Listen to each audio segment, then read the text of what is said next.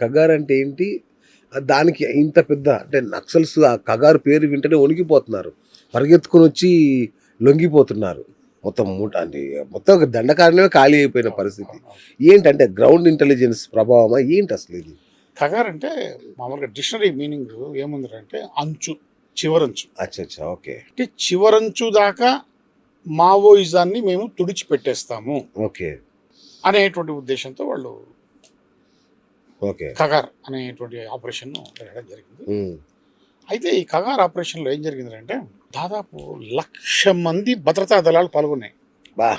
1,00,000 1,00,000 మంది. మంది.